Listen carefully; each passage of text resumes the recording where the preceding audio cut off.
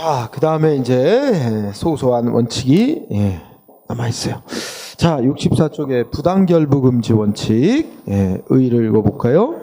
행정기관이 국민한테 행정 권한을 행사할 때 국민한테 어떤 행정 조치를 하는 원인이라든지 목적하고 실질적으로 아무 관련 없는 의무를 덧붙이거나 그러면 안 된다. 그런 걸 결부시켜서 하면 안 된다. 응? 그런 뜻. 뭐 별건 없어. 가볍게 보고. 예를 들자면 셋째 줄에 상속세라는 세금을 안 내고 있는 사람이 있대.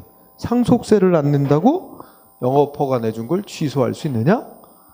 상속세하고 그 영업허가는 아무 관련이 없는데, 그지? 그럼 관련 없는 걸 이유로 해서 허가 취소하는 거 안 된다 이거죠, 그죠? 네. 이런 거 위법이라고 국민이 주장할 수 있는 그 법적 근거가 바로 부당하게 결부시켰다 이거예요. 관련 없는 걸, 그지? 네. 그죠? 네. 자, 여기는 의의하고 요 정도만 보면 돼요. 응? 이 정도 보고 뭐 근거 및 효력 뭐 넘어가도 되고 적용 영역 볼까요? 적용 영역 문제가 많이 되는 그러니까 우리 행정 영역에서 이런 부당하게 결부시켜서 문제가 되는 영역 있잖아 행정기관이. 그래서 잘 모르는 용어 나올 수 있어. 행정의 부관, 응? 부관이라는 거 예를 들면 가장 전형적인 조건, 뭐뭐 하는 걸 조건으로 허가한다. 근데 그 조건이 허가하는 거하고 아무 관련 없는 조건을 붙이고 그러면 안 된다는 거지, 그지? 그 다음에 계약 맺으면서 계약하고 계약 내용하고 관계 없는 걸 막 관련 없는 걸 계약 조건으로 붙이고 그러면 또 문제가 된단 말이야. 응? 그 다음에 급부행정, 뭐 예를 들어서 뭐 이런 거 할 수도 있잖아. 뭐 극단적으로 생각하면 야, 저 대학 저 학자금 장학금 줄 테니까 아니면은 뭐 학자금 대출해 주는 조건으로 뭐 정부 지지 뭐 시위에 참여하라 이런 식으로, 그죠? 그런 거 하면 안 되지. 그거 연관 없는 거 하잖아. 응? 그다음에 실효성 확보상 아까 세금 안 내고 있다는 이유로 상속세 안 내고 있다는 이유로 세금을 거둘 목적으로 관련 없는 영업 허가를 뭐 취소하겠다는 정도 상속세 안 내면 허가 취소할 거야. 이런 식으로 하면 안 되잖아. 관련 없는 거. 응? 그런 데서 주로 문제가 많이 된다. 자, 이쪽 이 부당결부금지 원칙은 또 판례 거의 다 판례 물어봐. 그래서 부당결부금지 원칙 위반으로 본 사례 1번 많이 나옵니다. 응? 가장 쉬워. 근데 1번 나오면 너무 쉬워서 결정적 힌트 단어가 있어. 무슨 단어 보면 알 수 있어? 응? 첫째 그때 아무런 관련이 없는 이게 벌써 결정적 힌트야. 그죠? 그래서 사건은 뭐야? 거기 첫째 줄에 이제 지방자치단체인데 이건 진짜 또 인천시장이 관련된 사건이었어. 응? 인천시장이 뭐 주택사업 계획 승인을 해줘. 그러니까 아파트 짓는 사업자한테 아파트 짓는 거 승인을 내주면서 아파트 짓는 거하고는 아무 상관도 없는 땅을 기부해라 이거야. 저 기부 체납은 그냥 기부라고 생각해. 무상 기부. 응? 기부해라 하는 단서로 붙였대. 근데 아파트 짓는 거하고 관련된 땅이면은 괜찮을 텐데 아무 관련도 없는 땅을 기부해라 이렇게 했다는 거예요. 그죠? 문제가 되죠? 그래서 부당결부 금지 원칙의 위반이다. 그런데 또 질문하는 사람이 있어. 끝에다가 썼는데 위법이지만 무효라고까지 볼 수는 없다. 이거는 이제 위법의 정도에 따라 무효인 경우와 취소 사유인 경우로 나누거든. 그것까지는 신경 안 써도 돼. 그냥 부당결부 금지 원칙에 위반돼서 위법이다라는 정도로 그치면 됩니다. 응? 그 다음에 2번은 일단 앞에 줄에 첫째 줄에 또 힌트가 있어요. 자, 뭐와 뭐는 별개래. 건축물에 인접한 도로를 개설하게 도로 만들기 위한 도시계획사업 시행 허가 내준 거하고 건축 허가는 별개라고 전제를 깔잖아. 응? 그러니까 아마 건물을 짓는데 건축 허가 내주면서 건물 옆에 도로를 이렇게 만들려고 하는 거 있나 봐. 도로 만드는 게. 근데 그 도로 만드는 거하고 건축 허가는 별개인데, 응? 그래서 상대방은 건축 허가받은 대로 건물을 다 지은 다음에 허가받은 대로 다 줬으니까 준공검사 내달라 신청을 했는데 준공검사 안 내줘요. 안 내주면서 이유가 뭐야? 건물 옆에 도로 안 만들어줬다는 거야. 응? 근데 이 도로 개설하는 거는 건축허가는 별개라였다는 거야. 그 별개인 도로 개설 안 한다는 이유로, 안 했다는 이유로 준공검사 거부하는 건 관련 없는 걸 결부시켰다 이거지. 그래서 위법, 응? 위법 이렇게 정리하고. 그 다음에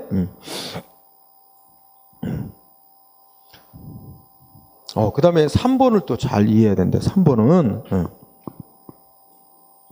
자, 앞부분에 이제 한 4줄까지를 보면 공무원이 국민한테 이익되는 조치, 뭐 인허가 내주면서, 응? 거기다 무슨 부관으로서 뭐뭐를 해야 한다 의무를 덧붙일 수 있잖아, 그지?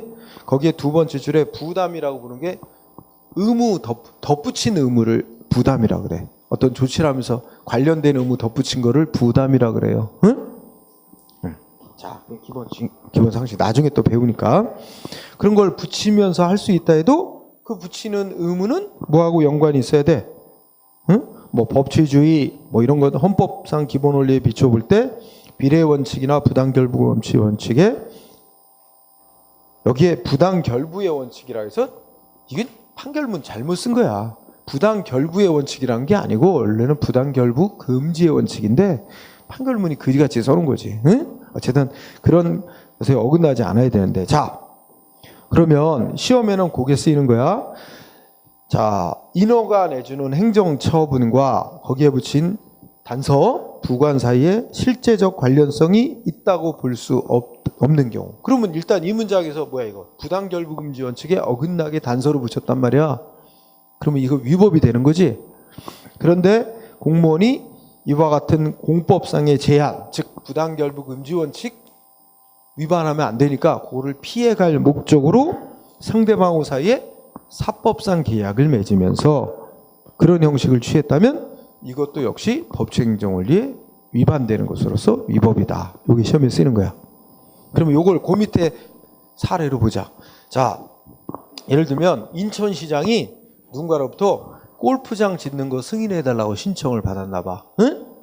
골프장 승인을 내주는데, 야, 이거 골프장 승인 내주는데, 야, 이거 좀 원래 굉장히 신속하게 빨리 내주기도 하고 뭐 이러니까 너 골프장 업자한테 뭐야, 뭘 좀 받고 싶어요. 뭐 땅을 그냥 뭐 좀 공짜로 좀 기부받고 싶든가, 뭐 인천시 뭐 이게 좀 좋은 일에 써달라고 이 업자가 돈 좀 내라고 해서 기부금을 받고 싶다든지 뭔가 이렇게 골프장 사업 승인 내주는 대가로 뭔가를 인천시장이 받고 싶은 거야. 근데 그거 관련이 없는 거야. 기부하도록 하는 거. 근데 그거 기부하라고 단서 붙이면서 골프장 승인 내주면 문제가 돼. 지금 배운 부당결부 금지 원칙 위반이 돼서 문제가 되잖아. 그러니까 골프장 승인 내주면서 단서는 안 달았어. 대신에 아마 뒤로, 응? 사업 승인 받는자고 뒤로 미략을 했나 보지. 야, 너 그냥 아무 단서 없이 골프장 승인 일단 겉으로는 나갔는데 뒤로는 너 뭐야, 좋은 일에 써달라 하고 시에다가 뭐 땅이나 돈 좀 기부 좀 해라 해가지고 지가 알아서, 사업자가 지가 알아서 시에다가 이거 좋은 일에 써달라 하고 땅이나 기부, 자기가 스스로 계약 형식으로 기부하는 식으로 이렇게 하도록 했나 봐. 그랬어도 이건 결국 뭐야, 법이 금지하는 걸 살짝 우회해서 그 법이 금지하는 목적을 달성하는 거 아니야? 피해서, 그죠? 역시 이거 위법이다 이거지. 내용 읽어보면 알겠지? 응? 골프장 승인, 그럼 법이 정한 요건 가지고 그냥 골프장 승인 그냥 내줘야 되는 거야. 근데 뭔가를 대가로 받고 싶은데 그걸 내라 하고 붙이자니, 단서로 붙이자니 법에 어긋나고, 그러자니 그렇게 단서를 안 붙이는 대신에 네가 알아서 그냥 시에다가, 응? 좋은 일에 써주십시오 하고 뭔가 네가 알아서 계약 형식으로 기증하는 계약을 해라 이렇게 했다면 역시 이거 위법이다. 응? 3번 중시하고, 그지? 그 다음에 이거 먼저 보고 그 다음에 뒤에 걸 먼저 봐. 이번에는 부당결부금지 원칙 위반이라고 아니라고 한 사례 있지? 그래서 자 1번 보니까 역시 이것도 아파트 짓는가 봐. 65세대 공동주택 건설 아파트 짓나 봐. 근데 아파트 짓는데 시장이 아파트 짓는 거 승인 내줘. 승인 내주면서 단서를 달았어. 단서를 붙였어. 단서 붙인 걸 부관이라고 생각하면 돼. 근데 무슨 단서를 붙였어? 두 번째 줄에 그 진입도로 부지 소유권을 확보하여 진입도로 등 설치하여서 그 부지 땅 소유권은 시에다 기부하며 또 그 아파트 지으면 폐쇄되는 인근 주민들의 기존 통행로를 대체하는 통행로를 설치해서 그 땅의 일부를 시에다 기부해라 이렇게 단서를 붙였는데 이거는 부당한 결부라고 볼 수 없다. 응? 그래서 적법으로 판결 난 사례, 그지? 네. 그러니까 요거는 여기에 이렇게 도로가 있고 이렇게 여기 도로에 골목길이 있다. 도로 나가는, 그지? 근데 여기에 이제 옛날부터 지어진 낡은 단독주택들이 막 모여 있어, 그죠? 이렇게 있었는데 이 중에 일부 사람들이 어떻게 한 거야? 요 사람들이 여기다가 뭐 하겠다는 거야? 응? 아파트를 짓겠다는 거야. 응? 그래서 아파트 짓는 거 승인해달라 신청하니까 시장이 승인을 해준다. 단 조건이 있대. 뭐? 여기 아파트 지으면 사람들 거주자가 엄청 늘어나서 옛날에 이 좁은 골목길 갖고는 안 된다. 응? 그러니 이 땅 옆에 좀 넓혀야 된다. 진입로. 그러면 여기 땅, 이 아파트 짓는 사업자, 뭐 조합 같은 데서 이 땅 사들여가지고 이 땅, 이 도로로 진입로를 확대해라. 그리고 이 땅의 소유권을 시에다 기부해라. 응? 도로. 그 다음에 여기 아파트 지면 큰 길 나가는 기존의 통행로 없어진단 말이야. 아파트 지면. 그러면 딴 사람들은 여기 살던 딴 사람들은 큰 길 나가는 길이 없어져 버려요. 그러면 이 사람들 이 아파트 이외에 사는 사람들 큰 길 나가는 통행로 만들어줘라. 그 대체 통행로 만들어줘라. 이런 건 지네들조차고 아파트 짓는 사업 벌임으로 인해서 생기는 문제를 해결하도록 하는 거지. 이거는 관련 없는 걸 조건으로 결부했다 이렇게 말할 수는 없다는 거예요. 이건 적법한 거다. 응? 1번. 그 다음에 2번도 고속도로를 관리하는 관청이 접도 구역에 송유관 묻는 걸 허가하는 거예요. 그러니까 고속도로 옆에 땅 밑에 송유관을 묻는데 근데 법에 따르면 그 고속도로 관리하는 관청으로부터 허가를 받도록 돼 있다는 거야. 그러니까 아마 송유관 묻는 업체에서 허가를 신청했는데 허가를 내주는 거야. 허가를 내주는데 거기다 뭐가 단서를 붙였지? 무슨 단서를 붙였어? 만약에 묻는 거는 허가하는데 묻어놓은 송유관을 딴 데로 파서 옮길 때는 옮기는 비용은 니네 업체가 부담하도록 한다. 이러고 이제 단서를 붙였다는 거야. 이것도 뭐야? 부당결부금지 원칙 위반한 거로 볼 수는 없다. 응? 정당하게 붙인 거다. 그래서 1, 2번 이렇게 정리. 그 다음에 나머지 것들은 운전면허와 관련된 판례들이야. 응? 그래서 이거는 한 문제 묶어볼게. 자, 우리가 운전면허를 여러 종류의 운전면허를 따갖고 있는 사람들이 있어요. 응? 그래서 우리나라에는 우리나라 운전면허는 일종과 크게 일종면허와 이종면허 이렇게 크게 두 가지로 구분이 돼 있어요.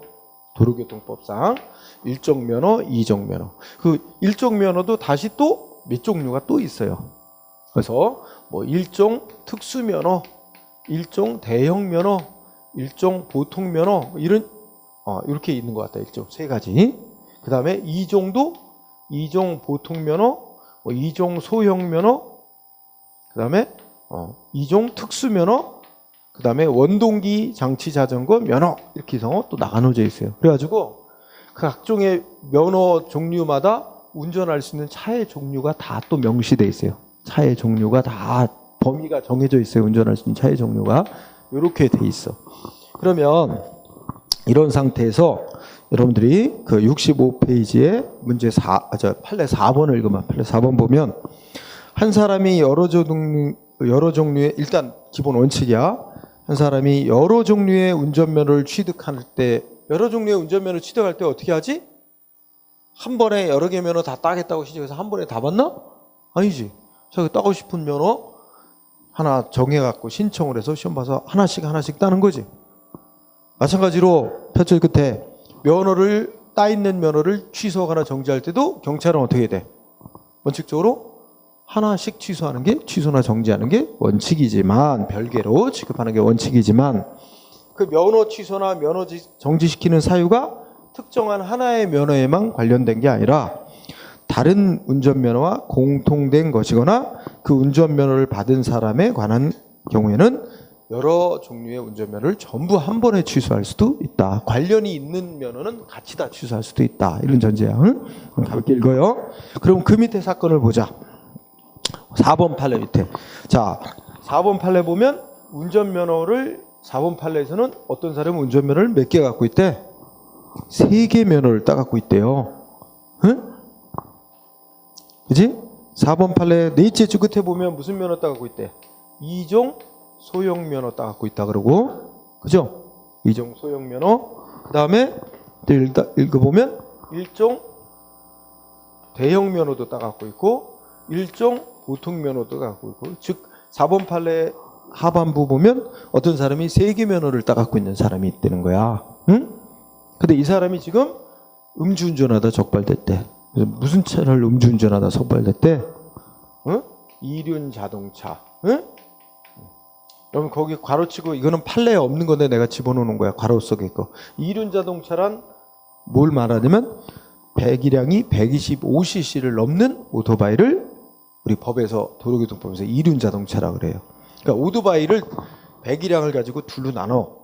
125cc를 초과하는 오토바이는 이륜 자동차, 125cc 이하의 오토바이는 원동기 장치 자전거 이렇게 불러요. 응? 우리가 흔히 보는 오토바이는 125cc 이하. 응? 뭐 그다음에 뭐야 저 할리 데이비슨 뭐 이렇게 비싼 오토바이 있잖아, 그지? 그 또 폼 잡고 가죽 자켓 입고 이러고 타고 다니는 오토바이, 그런 게 이제 보통 수천만 원짜리 대형 오토바이야. 그런 거는 우리 도로교통법에서 이륜 자동차라 그래서 그게 따로따로 면허가 필요해요. 응? 그러면 이륜 자동차를 이 사람이 음주운전했대. 어떤 사람이? 응? 3개 면허였어요. 그런데 경찰은 어떻게 되는 거야? 이 사람 음주운전했다는 이유로 이 사람이 갖고 있는 3개 면허를 모두 취소했더니 상대방이 반발한 거야. 왜 다 취소하냐? 이 이륜 자동차 음주운전에서 이륜 자동차 운전과 관련된 면허만 취소해야지, 관계없는 면허까지도 취소한 건 위법이다. 소송한 거야. 판례는 모두 취소한 거 맞다, 위법이다고 판정했어. 그지? 왜 그러냐? 이륜 자동차 125cc 초과하는 오토바이는 2종 소형 면허를 따야만 몰 수 있는 차야. 2종 소형 면허가 있어야만. 그래서 이거 운전은 이 사람이 2종 소형 면허 있었으니까 2종 소형 면허로 운전한 거다. 근데 1종 대형 면허나 1종 보통 면허 따갖고 있어도 이 오토바이는 못 몰아요. 이륜 자동차는. 이 면허로는 이 이륜 자동차를 이 사람이 운전할 때 이 면허는 이 면허로 운전한 게 아니니까 이 면허는 관계가 하나도 없다는 거야. 응? 따라서 이 사람이 음주운전한 차는 요거만이므로 요거를 운전할 수 있는 2종 소형 면허만 관계돼 있다. 2종 소형 면허만 취소했어야 된다. 이것까지 다 취소한 것 위법이다. 응? 이런 판결이었죠. 그럼 5번은 또 어때? 5번도 면허가 3개나 있네. 이 사람 1종 특수면허, 1종 보통면허, 1종 대형면허, 이렇게 3개 면허 있죠? 그런데 이 사람 무슨 차를 몰았대? 응? 트레일러? 트레일러 또는 뭐. 근데 여기서 1종 특수면허가 있으면 몰 수 있는, 특수면허로 몰 수 있는 차가 트레일러 같은 바퀴 여러 달린 차, 그 다음에 우리가 견인차라고 부르는 레카차 있지. 이 레이카 크레인이라고 하는데 이거는 특수면허가 있어야만 몰 수 있는 차야. 따로 면허를 따야 돼, 특수면허. 그럼 이 사람이 지금 트레일러를 음주운전했다? 어떻게 돼? 이거 1종 보통면허 있어도 몰 수 없는 차, 1종 대행면허 있어도 몰 수 없는 차. 이 사람이 음주운전할 당시에는 이거는 관계없는 면허야. 오직 이 사람은 이 면허만 운전한 거야. 응? 따라서 어떻게 돼? 모두 취소하면 안 되지. 응? 관련된 면허는 무슨 면허만이야? 일종 특수면허만이니까 모두 취소하면 안 돼. 특수면허만 취소해야지. 그렇죠? 그런 논리죠? 자, 그 다음에 6번. 일종 대형, 일종 보통. 이 사람은 면허가 2종류 있네? 일종 대형과 일종 보통 면허 2개 있지? 이 사람이 뭐야? 400cc 오토바이를 훔쳤대. 근데 요건 또 우리나라 이제 도로교통법이 운전면허 있는 사람이 다른 사람의 차를 훔치잖아. 그러면 그 사람 운전면허 취소하게 돼 있어요. 운전면허 있는 사람이 다른 사람의 차를 훔치면 운전면허 취소. 그런데 이 사람이 지금 일종 대형, 일종 보통 면허 있는 사람이 다른 사람의 차를 훔쳤어. 근데 훔친 차가 뭐야? 400cc 오토바이야. 그죠? 그러면 또 여기서 판례는 뭐냐면 훔친 차와 관계된 면허만 취소해야 된다는 거야. 응? 훔친 차와 관련 있는 면허만 취소해야 된대.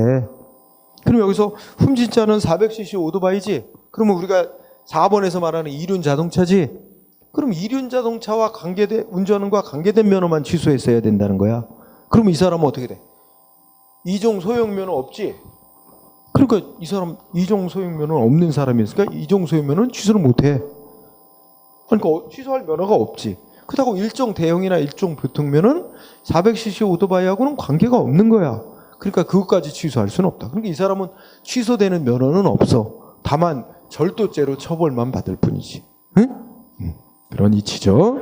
자, 반면에 이번에는 자 66페이지 3번 판례 봐봐. 3번 판례 보면 자, 이 사람 두 개 면허가 있네. 일종 보통하고 또 뭐 있어? 일종 대형 두 개 면허가 있는 사람이 있는데 뭘 운전했대? 일종 보통 면허로 운전할 수 있는 승합차. 응? 그러면 일종 보통 면허로 운전할 수 있는 차는 몇 인승까지냐면 15인승까지야. 응? 일종 보통. 우리가 2종 보통 면허 따면 10인승까지 운전할 수 있고 일종 보통을 따면 15인승까지 운전할 수 있어. 그러면 일종 보통 면허로 운전할 수 있는 차, 예를 들어서 12인승 봉고차 운전했다고 치자. 응? 이 사람이 이걸 음주운전하다 걸렸어. 응? 그러면 어떻게 된대? 자, 12인승 봉고차 일종 보통 면허로 운전할 수 있는 차죠. 그 다음에 일종 대형 면허 있어도 일종 대형 면허는 몇 인승까지 제한이 없어요. 다 몰 수 있어. 일종 대형 면허는. 응? 그러니까 승합차 다 몰 수 있어. 승용차도 그렇고. 일종 대형으로도 12인승 봉고차 몰 수 있지. 그럼 어떻게 돼? 이 사람이 이 12인승 봉고차를 운전할 때는 일종 보통 면허로만 운전한 게 아니고 일종 대형 면허도 운전할 수 있는 차니까 일종 대형 면허 가지고도 운전한 거야. 그래서 이 사람은 두 개의 면허로 동시에 운전한 거로 봐요. 그러므로 이 운전에 두 개의 면허 모두 관계 있다. 따라서 이거는 모두 취소. 응? 모두 취소해도 된다. 응? 이런 논리야. 응? 그래서 3번 그런 논리. 그지? 그 다음에 4, 5 요거를 좀 잘 이해해야 되는데 4번, 5번은 뭘 의미하는 거냐면 자, 이거하고 잘 구별을 해야 되는데 구별하기보다는 이해를 잘 필요한데 자, 4번을 보면 여기도 지금 일종 보통이 있고 일종 대형이 있어요. 응? 두 개 면허가 있는데 3판례에서 자, 이 사람 지금 어떤 차를 음주운전했대. 예를 들면 일종 대형 면허로 운전할 수 있는 차. 응? 그러니까 아까 일종 보통은 15인승까지니까 예를 들어서 뭐 25인승 버스를 몰았다고 치자. 25인승 버스를 음주운전했다. 응? 그러면 어떻게 돼? 자, 25인승 버스 일종 보통 면허로 운전할 수 없는 차. 15인승까지만 운전할 수 있다 그랬지. 일종 대형은 인원수 제한 없으니까 대형 면허는 운전할 수 있는 차. 결국 이 사람은 일종 대형 면허만으로 이 차를 음주운전한 거지. 그러면 일종 대형 면허 취소. 그지? 일종 대형 취소입니다. 응? 근데 여기서 그치는 게 아니야. 문제는 뭐냐면 일종 보통 면허와 일종 대형 면허의 관계는 어떤 관계이냐면 자, 일종 보통 면허로 운전할 수 있는 차 종류가 이만큼이지? 그러면 일종 대형 면허로 운전할 수 있는 차는 일종 보통 면허로 운전할 수 있는 차를 다 포함을 해서 다 몰 수 있어요. 이 포함 관계에 있어, 이렇게. 그러면, 자, 봐. 그러면 여기서 지금 일종 대형 면허를 취소한다? 일종 대형 면허로 운전할 수 있는 차는 다 몰 수 없게 하는 거잖아. 근데 그 안에 일종 보통 면허로 운전할 수 있는 차가 다 포함되어 있어요. 그러면 어떻게 돼? 보통 면허 살려놓으면 안 되잖아. 대형 면허 취소하는 목적이 달성되려면 대형면허로 운전할 수 있는 다 몰 수 없게 해야 되는 거니까 보통면허로 운전하는 차가 포함되어 있으므로 보통면허도 다 취소를 해야만 된다고. 그래야 대형면허 취소하는 목적이 달성되잖아. 그래서 여기서 일종 대형면허 취소할 뿐만 아니라 일종 보통면허까지 모두 취소해야 맞다. 응? 이렇게 논리가 나오는 거예요. 응? 이 동심원 관계에 있기 때문에 그런 거야. 보험 관계. 그래서 4번 이해했죠? 그러면 자, 5번은 여러분들 어떻게 이해할래요? 자, 5번에도 면허가 2개 있다. 예를 들면. 그죠? 응? 자, 5번은 이 사람이 면허가 뭐와 뭐가 있어? 일종 보통면허. 그지? 그 다음 뭐 있어? 원동기 장치자전거 면허. 줄여서 그냥 원동기 면허라고 하자. 응? 자, 아까 원동기라는 거는 오토바이 중에 125cc 이하의 오토바이를 말하는 거죠. 배기량 50cc 이상 125cc의 오토바이를 원동기라 그래. 그런데 이 2개 면허가 있는 사람이 지금 뭘 음주운전했대? 응? 뭐 면허 정지 기간에 운전했거나 음주운전했거나 상관없어. 똑같이 면허 취소 사유야. 응? 그러면 일종 보통면허로 운전할 수 있는 차? 여러분 원동기 면허는 오직 무슨 차만 몰 수 있는 면허야? 배기량 125cc 이하의 오토바이만 몰 수 있는 면허가 원동기 면허야. 그러면 예를 들어서 12인승 봉고차 음주운전했다. 그러면 어떻게 돼요? 그럼 여러분의 논리 한번 말해봐. 자, 일종 보통면허 취소돼야 안 돼? 이거 12인승 봉고차는 일종 보통면허 운전할 수 있는 차지? 이걸로 운전한 거지? 일종 보통 취소입니다. 응? 그 다음에 원동기 면허 취소할 수 있는 거야 없는 거야? 응? 자, 원동기는 이 12인승 봉고차는 몰 수 없는 면허예요. 오직 원동기만 몰 수 있는 면허야. 125cc의 오토바이. 그런데 이것도 어떤 관계야? 이런 관계야. 일종 보통 면허 따면은 원동기 면허 따로 딸 필요 없어요. 응? 나 일종 보통 면허 땄는데 나는 당연히 125cc의 오토바이도 다 몰 수 있어요. 일종 보통 면허 하나 갖고도. 즉 일종 보통 면허 안에 보통 면허 운전할 수 있는 차 안에 원동기도 운전할 수 있게 돼 있어요. 응? 그러니 어떻게 돼? 일종 보통 면허를 취소한다? 원동기도 몰 수 없게 해야 될 거 아니야? 응? 원동기 면허도 취소해야 된다는 얘기지.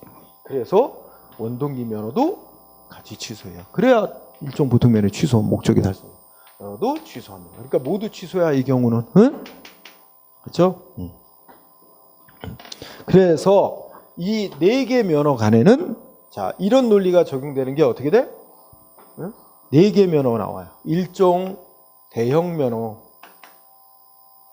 일종 보통 면허, 이종 보통 면허, 그 다음에 원동기 면허,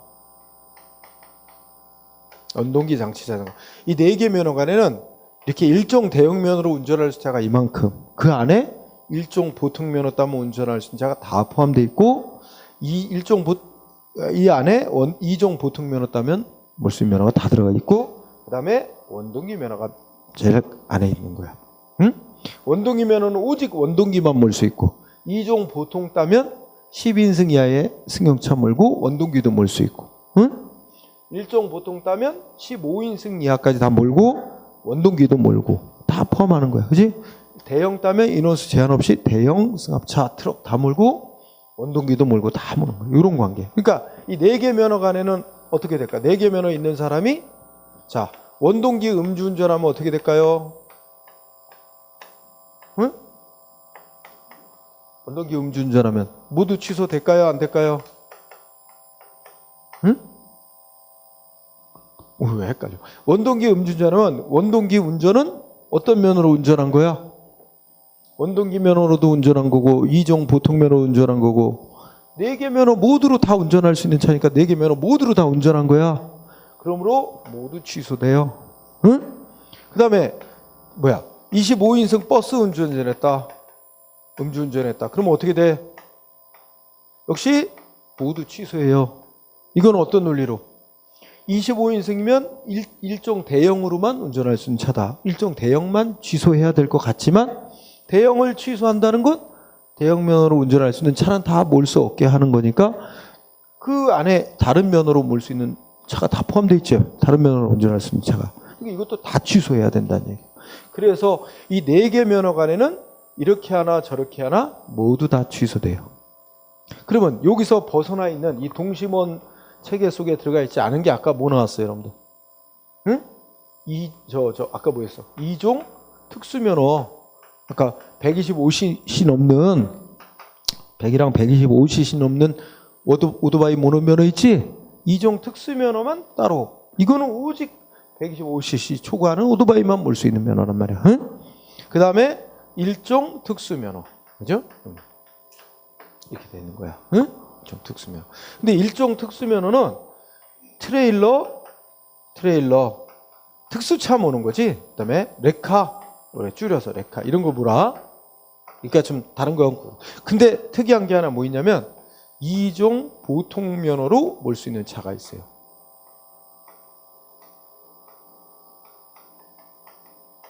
이종 보통면허로 운전 가능한 차를 몰 수 있어요. 1종 특수차는. 요거를 이해해야 6번을 이해할 수 있어요. 6번은 시험에는 잘 안 내. 그러니까 그냥 밑줄 치지 말고 설명만 들어봐. 자, 6번을 보면 어떤 사람이 택시 음주운전 했대. 그죠? 근데 이 사람 1종 보통면허뿐만 아니라 1종 특수면허도 다 취소해도 된다. 이런 판결이지. 그러면 택시 음주운전 했다는 거 1종 보통면허 취소할 수 있다는 건 이해할 수 있어. 특수면허까지 왜 취소할 수 있느냐? 이거야. 특수면허로 택시면허로 2종 특수면허 따면 2종 보통면허로 운전 가능한 차를 몰 수 있게 돼 있거든? 근데 여기에 택시가 포함돼요. 응?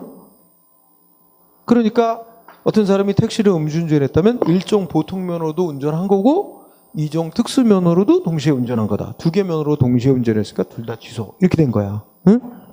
바로 특수면허에 요게 들어가 있다는 것 때문에 그렇게 나온 건데 시험은 안 내더라 잘. 응? 1번. 그 다음에 7번이 이제 가장 최근 건데 7번은 또 이해하기가 참 어려운 판례이기도 한데 자 거기 원동기 장치 자전거 면허 나오지? 쉽게 말해서 원동기 면허 외에 어떤 사람이 원동기 면허만 있는 거야. 그럼 이 사람은 원래는 125cc의 오토바이만 몰 수 있는 거야. 근데 그 면허만 있는 사람이 다른 면허는 없이 승용차를 음주운전하다 걸린 거야. 응? 그런 경우 어떻게 한대? 음주운전한 차는 승용차지. 응? 근데 뭘 취소해도 된대? 원동기 면허를 취소해도 된대. 그지? 이거는 거꾸로 역발상이야. 이 사람이 만약에 승용차를 몰 수 있는 아까 일종 보통면허 같은 거 있었다고 쳐봐. 지금 이 사람은 이런 거 없는 거야. 오직 원동기 면허만 있는 사람이야. 근데 원동기를 음주운전했어 이 사람은. 아니야, 승용차를 음주운전했지. 그러면 만약에 이 사람이 그 승용차를 운전할 수 있는 다른 면허가 있었다고 가정하면 어떻게 될까요? 그러면 승용차를 운전할 수 있는 다른 면허도 취소고 원동기 면허도 취소고 둘 다 되겠지. 그지? 승용차 운전할 수 있는 다른 1종이나 2종 보통 면허 취소됐을 거 아니야. 그리고 원동기 면허도 원동기를 몬 건 아니지만 당연히 취소되겠지. 그 이치를 따진 거야. 그래서 이 사람이 만약에 제대로 승용차를 운전할 수 있는 면허를 따가지고 운전을 했다고 가정을 한다면 이 사람은 승용차를 운전할 수 있는 면허뿐만 아니라 원동기 면허도 취소됐을 거다. 그렇다면 다른 면허는 없었다 하더라도 원동기 면허까지 다 취소하는 게 맞다. 원동기 면허를 취소하는 게 맞다. 그런 역발상, 응? 그렇게 판결한 거다 생각하면 돼요. 자, 이제까지 운전면허 나온 건 보통 뭐 나왔냐면 1종하고 2종하고 원동기 사이, 그 사이만 주로 냈어요. 응? 그러면 1종, 1종 대형, 1종 보통, 원동기. 색깔은 어떻게 돼? 여기 나왔듯이 1종 대형, 1종 보통, 원동기. 뭐 이 사이는 다 취소야, 언제나. 무조건 다 취소야. 넷 사이는. 응? 넷 사이는 다 취소라고 생각하면 돼. 그렇게 정리하고. 자, 7번. 신의 성실 및 권리남용 금지 원칙. 자, 뜻은 원래 이게 민법의 대원칙입니다. 그래서 의의는 가볍게 읽어. 1번. 우리가 사람 간의 관계를 맺을 때는 어떻게 해야 돼? 서로 신의에 맞게 성실하게 행동을 해야 될 의무가 있다. 응? 또 자기가 권리를 갖고 있다고, 무슨 권리가 있다고 자기한테는 아무 이득도 없으면서 남을 해칠 목적으로 권리를 행사하는 건 권리를 남용한다 그래서 허용되지 않는다. 이런 내용입니다. 그래서 이거는 원래 민법상 개인들 간의 관계에 있어서 가장 중요한 대원칙으로 인정이 되지만 이거는 개인들 사이에서만 적용되는 게 아니라 국가와 개인 사이도 마찬가지다. 그래서 동그라미 1번에 그런 얘기를 했죠. 그 다음에 중요한 거 동그라미 2번 우리 법 행정절차법 국세기본법 이런 데도 신의성실의 원칙을 규정해 놨어요. 응? 행정절차법 4조 1항에서 국세기본법 15조 같은 데서 신의성실 원칙을 명시해 놨습니다. 응? 그래서 67페이지 아래쪽에 보면 각주 25번, 26번 맨 아래 각주가 나오죠? 또 나올 가능성은 없어 보이는데 어쨌든 작년에 시험 중에 이 둘의 차이를 한 지문에 낸 적이 있어요. 응? 읽어보면 자 67쪽에 맨 아래 각주의 25번 우리나라 행정절차법 4조 1항은 행정청은 직무를 수행함에 있어서 신의에 따라 성실해야 된다. 그러니까 행정기관은 국민한테 직무 수행할 때 신의에 따라 성실해라 이렇게 돼 있죠. 그리고 국세기본법은 자 납세자가 그 의무를 이행함에 있어서 신의에 쫓아 성실해야 되고 세무공무원도 마찬가지다. 그러니까 국세기본법은 세무공무원도 신의에 따라 성실해야 되고 직무를 납세 의무자인 국민도 신의에 따라 세금을 성실히 납부해야 된다. 이거 국민이나 세무공무원이나 양쪽 다 신의성실의 원칙에 따라야 된다고 규정이지. 근데 행정절차법은 행정기관은 직무를 수행할 때 신의의 성실에 맡겨야 된다. 국민은 규정을 안 하고 행정기관만 규정을 해놨잖아.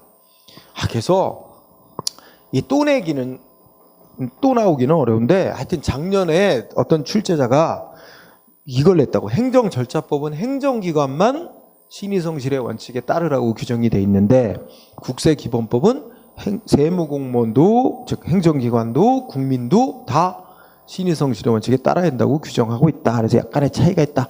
그거 낸 거야.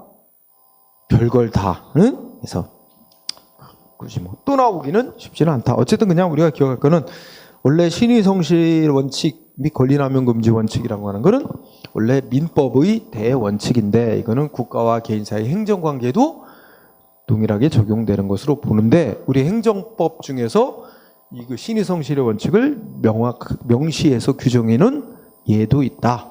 행정절차법 4조 1항, 응? 행정절차법하고 국세기본법, 응? 그 정도로 보면 됩니다. 자, 관련해서 뭐 굳이 판례들이 몇 개 있는데 2번 아까도 한 것 같다. 응? 2번 체크하고 거기 밑줄 친 부분 과세관청이 비과세 대상이 해당하는 것으로 잘못 알고 일단은 비과세 결정을 내렸으나 그 후 오류가 있는 것을 발견할 때는 다시 조사하여 다시 세금부가 결정을 할 수도 있고 이래도 신의성실의 원칙 이런 거에 위반되는 것으로 보지 않는다. 이 정도 하고 다음 페이지 가봅시다. 다음 페이지 가면 5번 판례. 자, 5번 판례 보면 어쩌고 저쩌고 하는데 그 밑줄 친 부분을 보면 어떤 공무원이 있는데 공무원들이 임명돼서 지금 몇 년간이나 근무했어. 5번 판례에서 36년 동안 근무를 해왔대. 그리고 이제 정년이 1년 3개월 남았대. 야, 불과 정년을 1년 3개월 남겨놓고 자기 생년월일 잘못돼 있다는 거야. 에? 부모님이 뭐야? 제가 더 일찍 태어난 거야. 한 3년 일찍 태어난 걸로 호적의 기재를 잘못해놨다. 그렇게 주장하면서 막 이 생년월일을 바꾸는 거야. 정정을 하는데 이거는 이제 법원에 신청을 해서 허가를 받아야 됩니다. 응? 생년월일을 바꿔야 되는데 그래서 아마 법원에 신청을 해서 생년월일을 정정을 받았나 봐. 그런 다음에 뭐야? 자기 이제 정년 연장해달라고 자기 근무하는 부처에다가 요구를 했지. 그랬더니 행정이 뭐라 그래? 야, 너 뭐 처음 임명될 때부터 30년 동안 찍소리 안 하고 가만히 있다가 불과 정년을 1년 3개월 남겨놓은 시점에서 생년을 뒤늦게 정정하고 이제 와서 정년연장 요구하는 건 신의 성실에 안 맞는 거다. 이거는 뭔가 꼼수다. 정년연장을 받으러 뭐 이렇게 의심을 강하게 했나 보지. 그래갖고 안 들어줬는데 소송까지 벌여서 이겼어요. 그죠? 그래서 그 실제 생년월일을 기준으로 따져야 된다. 뭐 이래 하면서 결국 신의 성실 원칙 위반이 아니라 그랬다. 여기에 포인트가 있는 거야.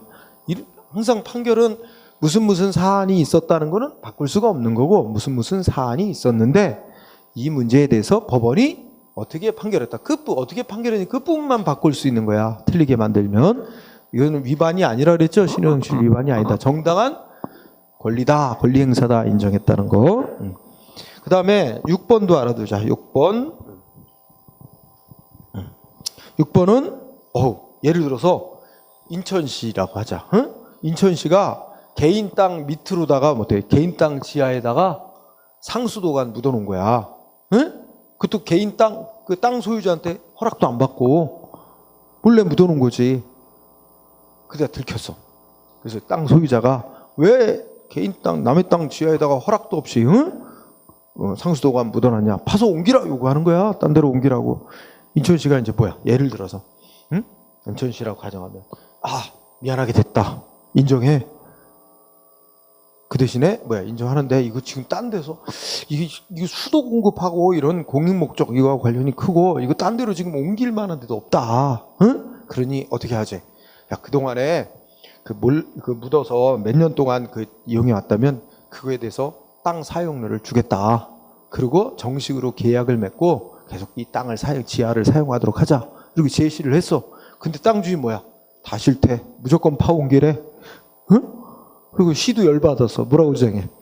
이 자식이 지 땅이라고 지 소유권 권리 남용한다. 응? 이러고 이제 맞서 소송 붙었는데 판결은 땅 소유자의 정당한 권리 주장이다. 권리 남용이라고 볼 수가 없다. 응? 이렇게 판결한 거야. 응?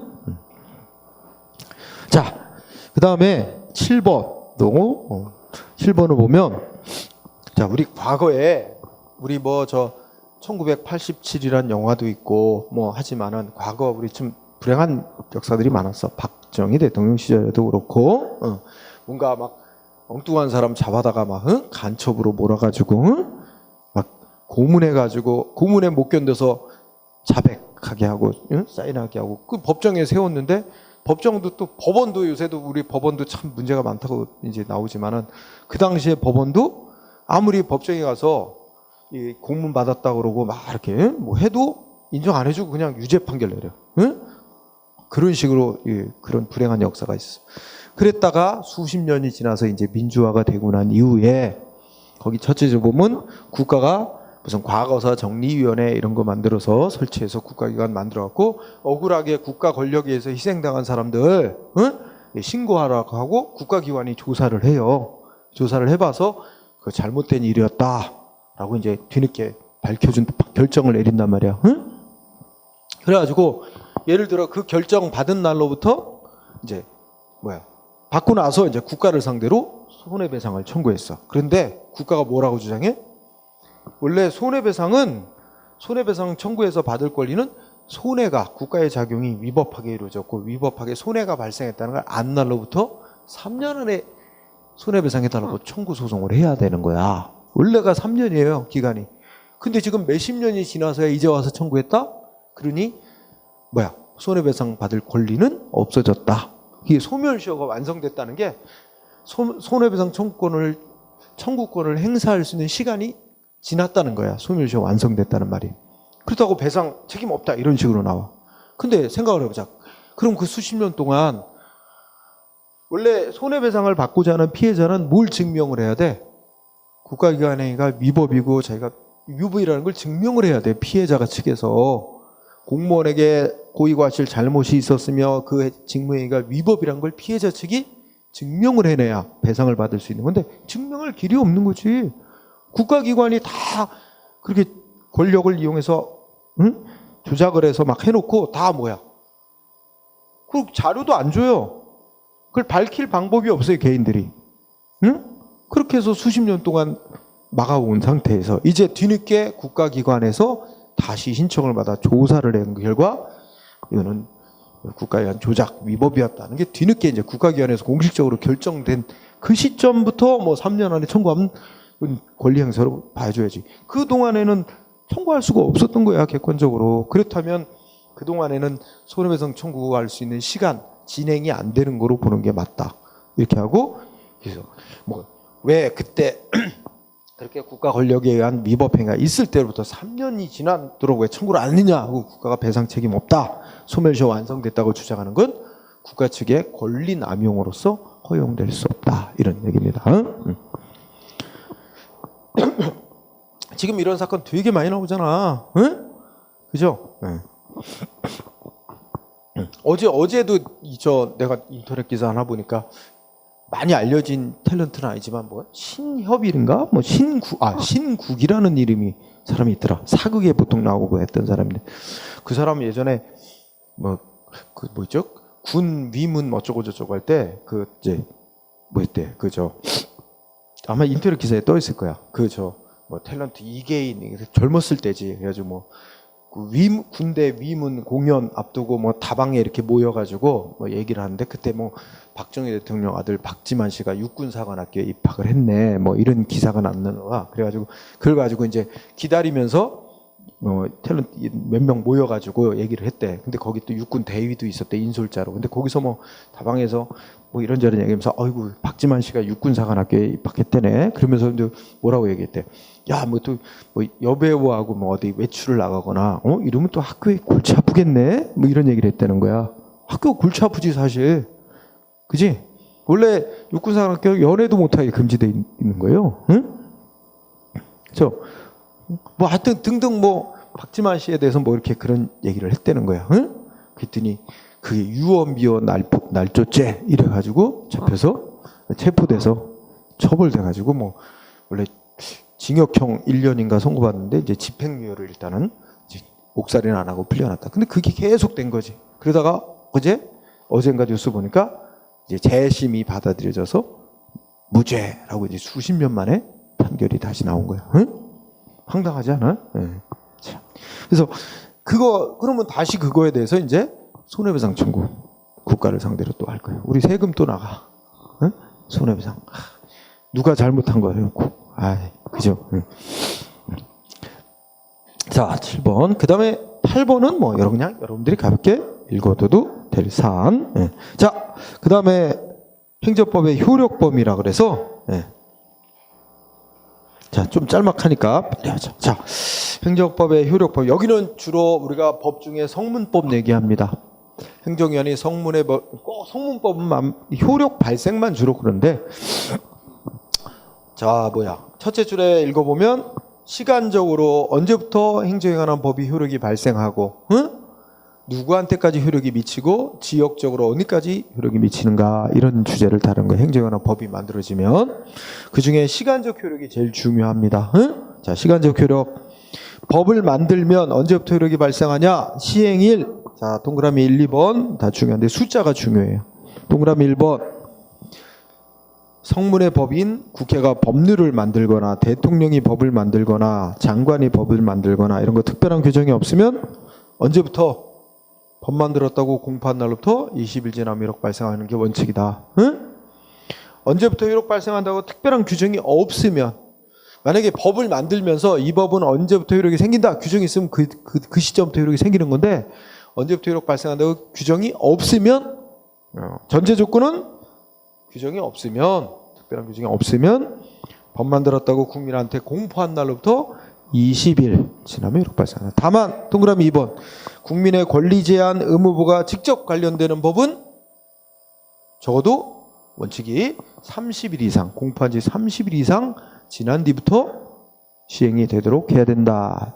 특히나 더 국민의 권리 제한 의무부가 직접 관련되는 법일 때는 다 숫자 위에 두고 지방자치단체에서 만드는 조례 규칙이라는 법도 마찬가지로 원칙적으로 20일 지나면 다 20일이죠 원칙이.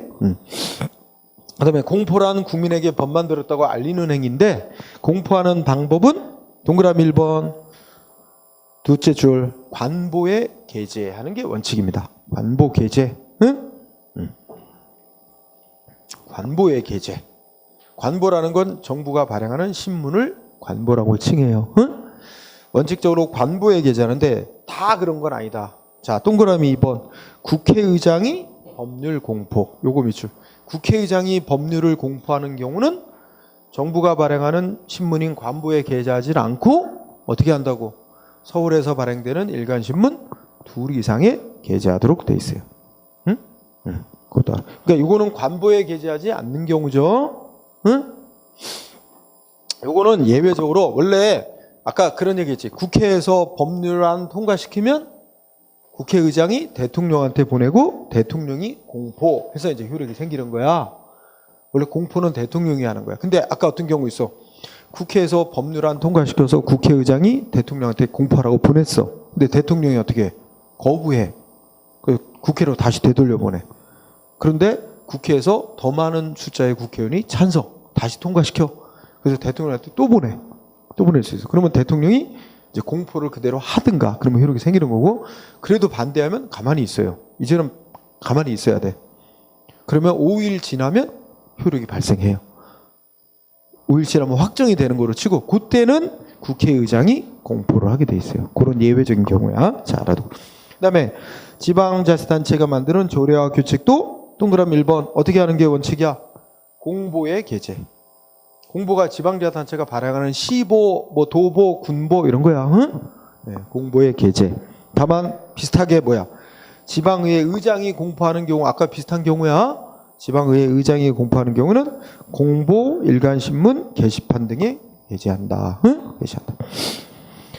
근데 동그라미 2번 교육규칙. 교육감이 공포할 때 있지. 교육규칙. 교육에 관한 게지. 교육규칙의 공포는 어쩌고 저쩌고 쭉 읽어놨는데 특이한 게 하나 껴 있어. 교육규칙 공포는 둘째 줄. 교육청 인터넷 홈페이지에 게시하거나 이게 들어가 있어요. 응? 야, 다른 것들 여기서 보면 공포하는데 인터넷 홈페이지에 게재하는 건 없잖아. 근데 교육규칙만은 인터넷 홈페이지에 게재. 이게 끼어 들어갔어. 이게 딱 한 번 시험 문제 나왔어. 응? 그래서 다른 거는 아니고 교육규칙만 교육청 홈페이지에 게재가 껴 있다는 거. 응? 그 정도. 자, 다음 페이지. 법을 우리 아까 공포한 날로부터 20일 지나면 효력 발생 이렇게 돼 있지. 그럼 공포란 국민에게 법 만들었다고 알리는 의미고, 공포한 날은 언제로 정해져 있느냐? 동그라미 1번 첫째 줄 끝에 관보 또는 신문이 발행된 날이라고 돼 있어요. 거기까지는 법이 명시해 놓은 거야. 법을 공포한 날이란 그 법의 내용이 실린 관보나 신문이 발행된 날. 여기까지는 법으로 되는데 그러면 관보나 신문이 발행된 날이 어느 시점이냐? 이게 약간 논란이 있어. 인쇄가 끝난 시점을 말하냐 등등등 여러 견해가 있으나, 자, 동그라미 2번이 통설판례. 뭐라고 본다고? 응? 동그라미 2번 끝에 도달주의라는 원칙 입장에서 최초 구독 가능 시점으로 본다. 응? 그러니까 국민이 그 법의 내용이 실린 신문을 볼 수 있게 가능해진 최초의 시점, 그 시점을 공포일로 본다, 해석한다는 거야. 응? 신문이 발행된 날로 그러니까 관보 또는 신문이 발행된 날, 그러니까 공포일 이꼬로 관보 또는 신문이 발행된 날 이꼬로 국민이 최초 구독 가능한 날, 이렇게 보는 거야. 응? 응. 그 다음에 조례와 규칙도 거의 비슷합니다. 응? 네, 그렇게 되고요. 그 밑에 판례가 있는데 뭐 특별하게 볼 건 없고 1번만 보면 뭐야, 그게 바로 최초 구독 가능 시점으로 해석한다라는 것을 나타내주는 판결. 응? 보급세 뭐 관보 법에 내용이 실린 신문 관보 신문이나 관보가 도달됨으로써 국민이 최초로 볼 수 있게 된 시점을 뜻한다. 자, 그 다음에 중요한 단어. 소구표 금지 원칙과 예요 그랬죠. 소구표란 말. 소구표는 새 법을 만들어서 과거 일에 적용하는 게 소구표야. 응? 근데 이거는 원칙이 금지되지. 응? 특히 국민한테 불리한 새 법을 만들어서 과거에 끝난 일에 소급해서 적용은 국민이 불안해서 살 수가 없어요. 지금 마음 놓고 어떤 일을 해도 되는데 나중에 국가가 새 법을 만들어서 과거의 국민 일에 대해서 처벌한다. 어떻게 행동하겠어, 그죠? 그래서 이거는 금지가 원칙입니다, 그죠? 그래서 근데 여기서 알아둘 단어가 소급표 내지 소급이라는 거에 두 가지 유형이 있어. 진정소급이라는 게 있고 부진정소급이라는 게 있습니다. 응? 진정소급, 부진정소급. 자, 키워드 보자. 진정소급은 첫째 줄 중간에 무슨 단어? 이미 종결된 사안. 이거 밑줄 쳐주세요. 이미 종결된 사안. 그러니까 자, 기준점을 잡으면 이때 새 법이 만들어져서 이때부터 새 법이 시행되기로 된 날이야. 이 이후로. 응? 그러면 새 법 시행일 이전에 과거에 이미 끝난 일을 이미 종결된 사안. 이게 중요하다. 이미 종결된 사안. 이미 끝난 일에 새 법을 적용하는 걸 뭐라 그래? 이걸 진정소급이라 그래. 진정소급. 그런 법을 만들면 진정소급 입법을 했다. 이렇게 말하는 거, 표현만 달라지는 거고. 어쨌든 중요한 단어는 뭐라고? 이미 종결된 사안. 이게 중요한 단어. 응? 이미 끝난 일. 자, 동그라미 2번. 이거는 뭐야? 법치국가에 있어서 중요한 건 법을 만들어 놓고 국민이 예측 가능하게 하자는 거지. 이건 예측 가능하지 않게 국민한테 불이익을 줄 수 있는 거기 때문에 원칙이 뭐야? 금지. 원칙적 금지. 예외, 허용. 원칙이 금지고 예외적으로만 허용될 수 있다. 그 밑에 거 동그라미 2번. 그 다음에 또 알아두자. 이번에 부진정소급표 있죠? 부진정소급표는 새법 시행일 이전에 과거에 시작은 됐는데 새법 시행할 때까지 안 끝났어요. 아직. 뭐 새법 시행일 이후에 끝나겠지만 새법 시행하는 날까지 계속 진행이 되고 있는 일이야. 응? 그래서 동그라미 2번에 부진정소급에서는 첫째 줄 끝에가 매우 중요합니다. 계속 진행 중인 사안. 이게 제일 중요한 단어야. 과거에 시작은 됐지만 아직 안 끝나고 계속 진행 중인 일에 대해서는 그런 일에 대해서 새법을 과거에 시작된 시점부터 적용하는데 그걸 뭐라 그런다? 부진정소급. 응? 자, 부진정소급은 동그라미 1번 어떻게 되는데? 2번 원칙이 허용되는 거로 봐요. 부진정소급은 안 끝난 일이니까 원칙이 허용되고 다만 예외적으로 금지. 금지라기보다는 뭐 금지 또는 제한이 되는 거로 본다. 응? 그렇죠? 자, 그러면 판례로 확인. 71쪽에 자, 진정소급이 1번 읽어보면 진정소급은 원칙으로는 안 되는 거라는 거야. 세 줄까지는. 응? 과거 끝난 일에 대해서 나중에 세 번 만들어서 소급해서 적용하는 건 안 되는 게 원칙인데 예외적으로 허용할 수 있대. 우리 대법원 어느 때 허용할 수 있대? 응? 넷째 줄에 일반 국민의 이해관계에 직접 관계가 없을 때라든지 새 법이. 두 번째는 뭐야? 오히려 국민의 이익을 증진하는 법일 때라든지 국민의 불이익 고통을 제거하는 그런 예외적 경우, 그런 특별한 경우에는 이미 끝난 일에 새 법 만들어 과거부터 적용하는 거 허용될 수 있대. 우린 예외로 허용되는 경우에 포인트를 주는 거야. 특히 또 2번 보면 우리 헌법재판소도 그래. 과거에 이미 끝난 일에 새 법 만들어서 적용하는 거 안 되는 게 원칙이다. 진정소급 입법이라는 건 안 되는 게 원칙인데 둘째 줄 예외적으로 허용되는 경우는 첫째, 국민이 예상할 수 있었던 경우. 응? 국민이 예상할 수 있었거나 그 다음에 어떻게 돼? 뭐 어쩌고저쩌고 해서 국민의 신뢰 보호해야 될 이익이 적은 경우.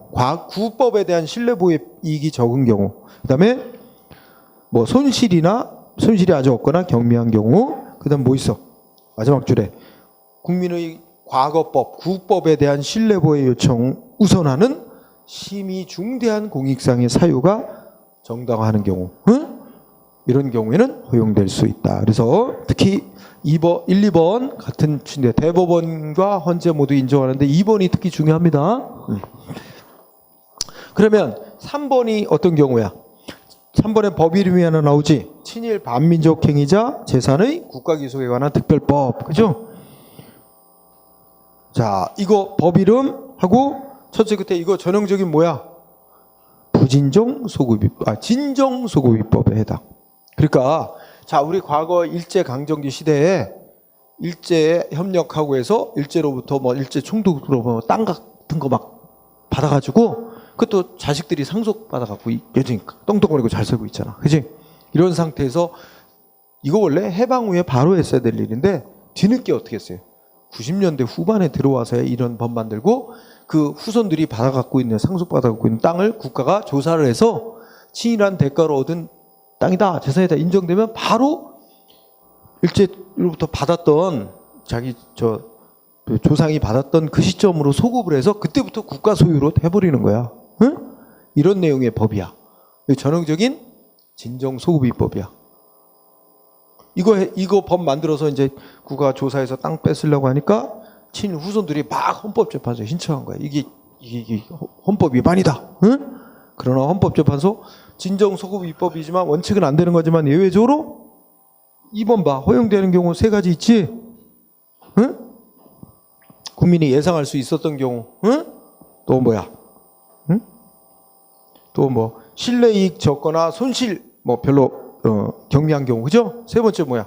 중대한 공익성의 필요가 과거의 법 상태에 대한 신뢰보호 요청에 우선하는 경우. 그러면 3번에 뭐래? 이건 다 예상할 수 있었던 일이다. 아이, 나라 팔아먹고 얻은 재산을 독립된 해방 후에 나라가 그 재산을 보호한다는 건 말이 안 되지. 예상할 수 있었던 일이고 민족정기 확립이라는 공익상의 중대한 필요성이 훨씬 더 크기 때문에 허용되는 거다라는 판결이죠. 네, 저는 이제 당연한 얘기지. 그죠? 네, 3번. 그 다음에 4번 전형적인 진정소급이죠. 거기 보면 무슨 단어가 보여? 밑줄 친 부분에. 이미 종결된 과세요건 사실. 이미 끝난 과세요건 사실에 대해서 나중에 3번 만들어 적용하는 건 그죠? 법 그죠? 자 5번 보죠. 5번 5번은 거기 무슨 단어가 보이냐면 헌법 불합치 결정이라는 게 보여요. 그 밑줄 쳐주세요. 헌법 불합치 결정. 응?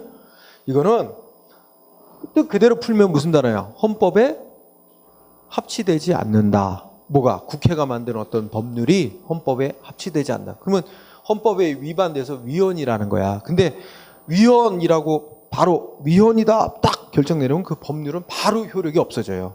그러면 사회적 혼란이 엄청 생기는 경우가 있어요. 그런 경우에 대비해서 이 국회가 만든 어떤 법률정은 헌법에 맞지 않지만 위헌이지만 바로 무효로 선언하지는 않고 뭐 한 1년간 유효기간을 둔다, 인정한다. 그 사이에 국회가 법을 고쳐라. 이렇게 이제 결정해요. 그래서 일정 기간 헌법에 위반되는 법률 조항을 유지시키는 제도야. 국회가 법률을 개정할 때까지. 그래서 나중에 이제 이런 결정에 따라 국회가 법률을 개정을 했죠. 개정한 법을 장래를 향해서만 적용되도록 할지 그 전에 과거 일에 대해서도 소급 적용하도록 할지 이거는 누가 알아서 정할 문제래. 입법자인 국회가 알아서 정할 재량에 속하는 문제다라는 거예요. 그 정도로 하고 그 다음에 뒤로 가봅시다. 이번에는 부진정소급이라고 해서 1번은 뭐야? 우리가 법을 과거 일에 소급 적용해서는 안 된다는 거는 원칙이 뭐야? 과거 이미 끝난 일에 대해서 불리한 새 법을 만들어 적용하면 안 된다는 거지. 둘째 줄, 과거서부터 계속 진행되고 있는 계속 진행 중인 일 내지는 새법 시행일 이후에 생긴 일에 대해서까지 새 법을 적용하면 안 된다는 건 아니다. 응? 그러면 1번, 2번이나 다 마찬가지지? 응? 진행 중인 일, 계속된 사실 내지 새법 이후에 생긴 일에 대해서는 새법 적용하는 건 소급금지 원칙에 어긋나는 게 아니다. 이게 부진정 소급 허용되는 의미입니다. 원칙적으로. 그죠? 자, 1번, 1, 2번은 부진정 소급이 원칙적으로 허용된다는 말이고, 다만 3번 부진정 소급도 제한이 될 수 있다. 어느 때? 응? 두 번째 줄에 부진정 소급 입법은 원칙적으로 허용되지만 과거서부터 진행되어 온 일에 새 법을 적용해야 될 공익상의 사유와 과거법, 구법 상태에 대한 국민의 신뢰 보호해야 될 요청, 요 사이의 이익 형량을 통해서 안 될 수도 있다 이거야. 제한이 될 수 있다. 그런 거에 의해서 제한을 받게 된다는 뜻입니다. 응? 그래서 그러니까 3번의 끝에 보면 국민의 과거 법 상태에 대한 신뢰 보호 필요성이 훨씬 더 크면 어떻게 됐어? 부진정 소급이 안 될 수도 있는 경우도 있다는 얘기야. 응? 무조건 되는 건 아니고 제한이 될 수 있다. 그 다음에 4번 공부해야 돼. 4번. 자, 거기 무슨 단어가 중요한 키워드일까? 첫째 줄 과세연도 진행 중이야. 진행 중. 끝났어 안 끝났어? 과세연도가 안 끝났어. 세금 종류 중에 1년을 단위로 부과하는 세금이 있어요. 1월 1일부터 1월 12일까지 벌어들인 소득에 대해서 1년 동안 벌어들인 소득에 대해서 다음 연도에 세금을 내는 게 있어요. 그런 게 개인의 소득세, 또 회사의 법인세 이런 게 있어요. 그런 1년 1월 1일부터 12월 30일, 1월 11일이란다. 12월 31일까지 1년간의 소득에 대해서 세금을 납부하는 건데, 만약에 1년 도중에 10월쯤에 법이 개정이 돼서 세금 더 많이 걷는 쪽으로 개정이 됐어. 그러면 이게 개정된 법을 이 10월 이전에 1월 달부터 10월까지 벌어들인 소득에 대해서도 개정된 법에 따라 세금 더 내게 할 수, 적용할 수 있는 거야, 없는 거야? 할 수 있는 거다 이거지. 왜냐하면 이거는 이때부터 시작이 돼요. 이게 세법 시행일이잖아. 이 과거부터 시작이 돼서 안 끝났잖아 아직 과세년도가. 이때 가서 끝나는 거 아니야. 그러니까 이 바뀐 법을 1월 1일부터 적용하는 거죠. 이게 전형적인 부진정 소급입니다. 그래서 둘째 줄에도 나오죠. 이런 부진정 소급표로서 적용되는, 이거는 원칙이 허용되는 거다. 응? 이게 잘 나오는 편입니다. 4번. 자, 5번도 비슷하고, 그지? 그 다음에 힌트 보면 7번도 봐. 7번도 보면은 여러분들이 간단하게 힌트 말하면 두 번째 줄 무슨 단어가 나왔어? 개발이 진행 중인 사업이래. 그지? 그러니까 뭔가 개발 부담금이라고 물리든지 아니면 더 많이 물리는 것으로 법이 개정. 근데 과거에 이미 개발이 끝난 사업이라면 이 바뀐 법을 적용하면 안 되지. 근데 과거에 개발 사업이 시작이 돼서 진행 중이야. 그러면 이쯤 가서 개발이 맞춰질 거다. 그러면 바뀐 법에 따라 개발 부담금 여기 전체에서 부과하는 거. 이건 뭐 진행 중이니까 끝난 일이 아니잖아. 그런 단어가 힌트지, 결정적인 힌트. 자, 그러면 6번 공부해보자. 6번을 보면 키워드 의사가 파산 선고받고 복권되지 아니한 경우. 의사도 빚 못 갚으면 법원에 의해 파산 선고가 내려질 수 있어. 그죠? 그러면 아직 이제 그 복권이라 그래서 파산 선고 상태로 또 벗어나는 건데 복권되지 아니했대. 응?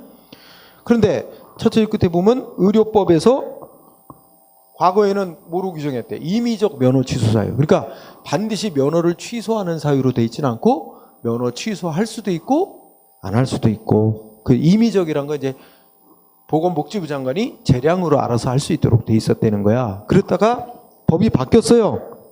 응? 뭐로 바뀌었어? 반드시 면허를 취소하도록 바꿨다는 거야.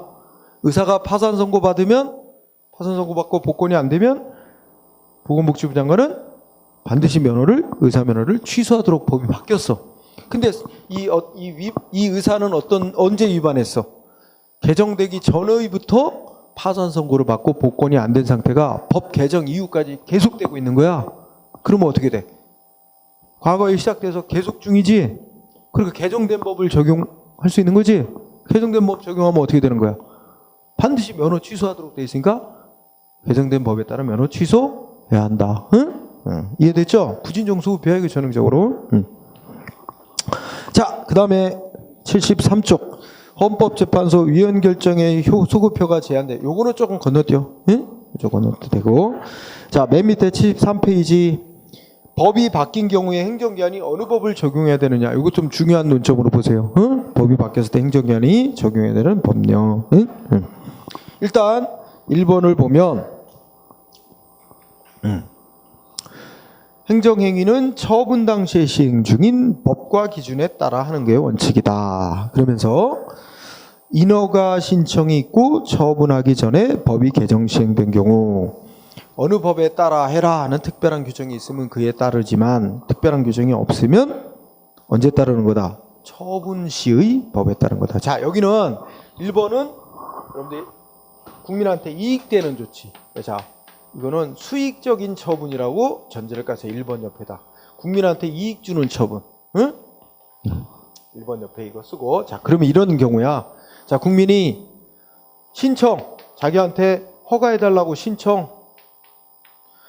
허가해달라고 신청할 때 허가와 관련된 법이 있을 거 아니야? 이 법에 정한 요건 갖춰서 허가를 신청. 근데 신청받고 행정기한이 어떻게 돼? 허가할지 말지 이제 심사하고 하는데 시간 걸려요. 그 심사위원 이때 와서 결정을 하려고 그런단 말이야. 허가 내주냐 맞느냐 이건 처분한다 그래 법집행.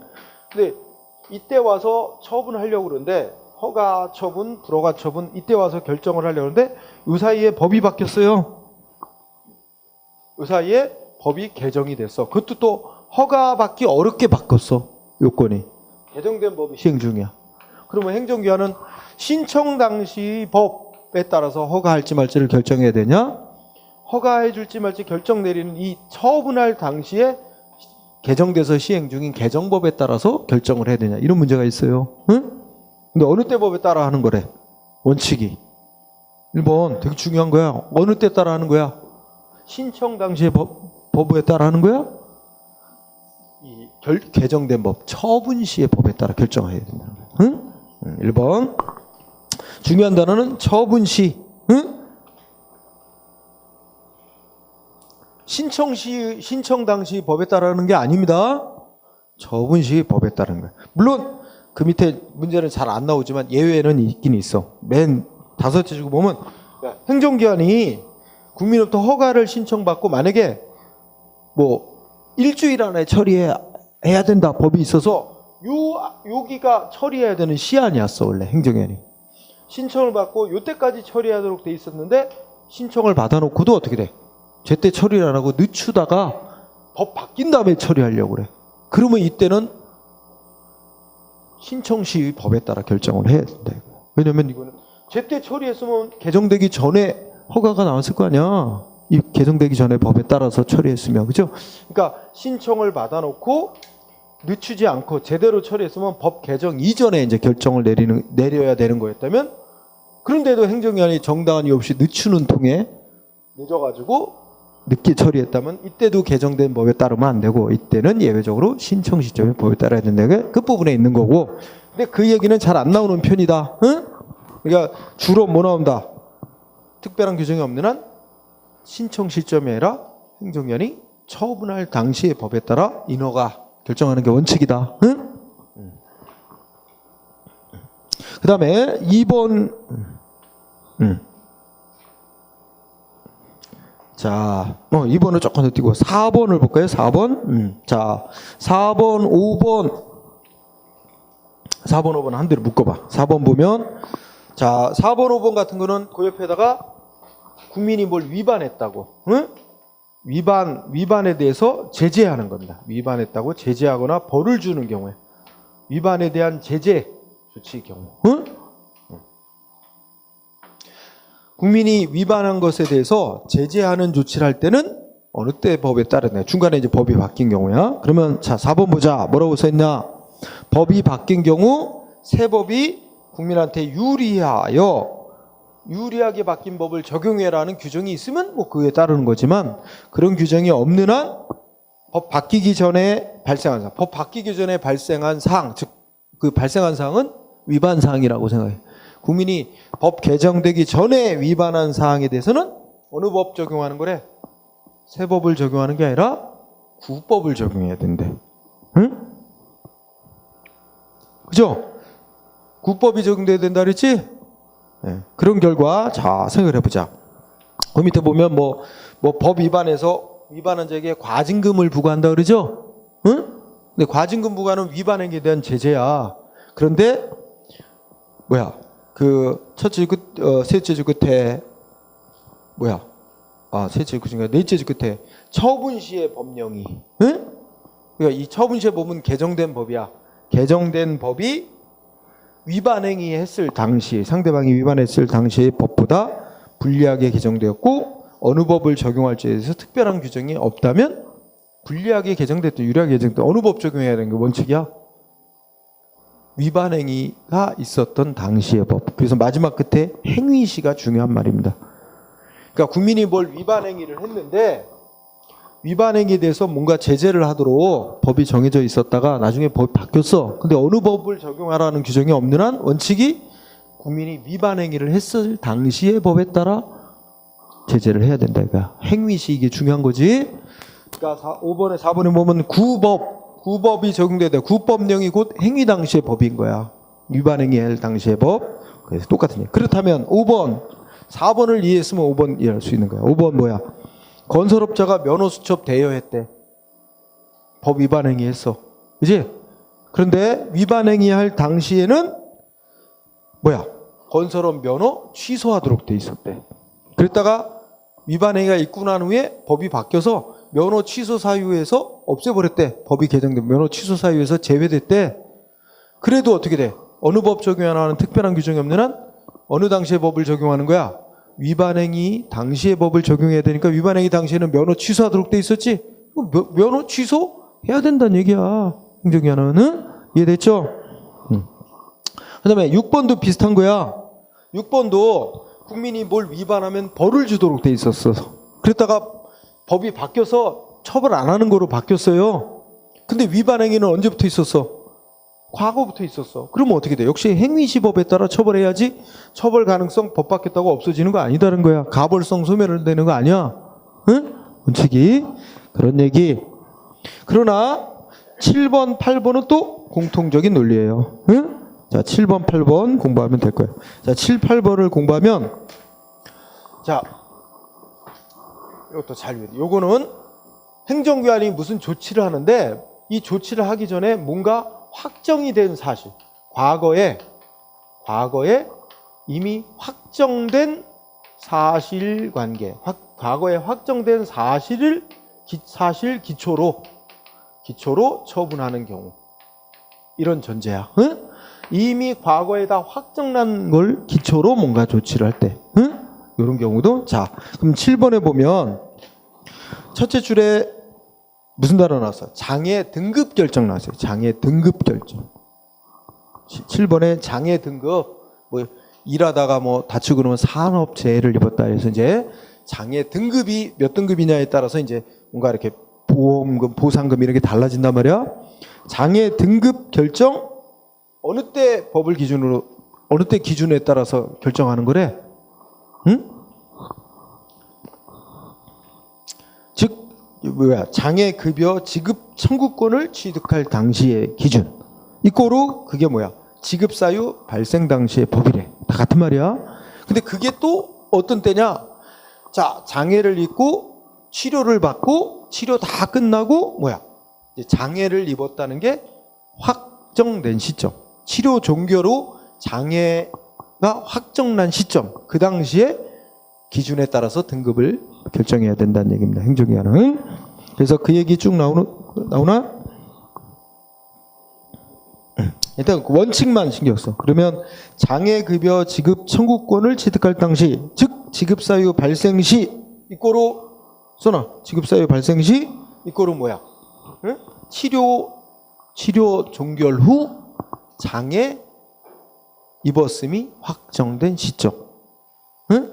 치료 종결 후 장애를 입었음이 확정된 시점. 그 당시에 법에 따라, 법과 기준에 따라 등급을 결정해야 된다는 겁니다. 응?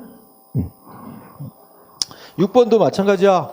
장애연금 지급청, 장애 등급 결정이죠? 똑같은 거야. 7번은 장해고, 뭐 8번은 장애지만 논리는 똑같은 거야.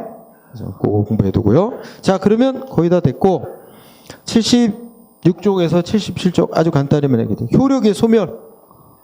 거기서 동그라미 1번에 한시법이라는 용어가 나옵니다. 이거는 법 만들 때부터 뭐가 예정되어 있는 거야? 언제까지만 효력 갖는다 명시해 놓은 법이지. 응? 그럼 그 정해진 기간 끝나면 효력 없어지는 거고.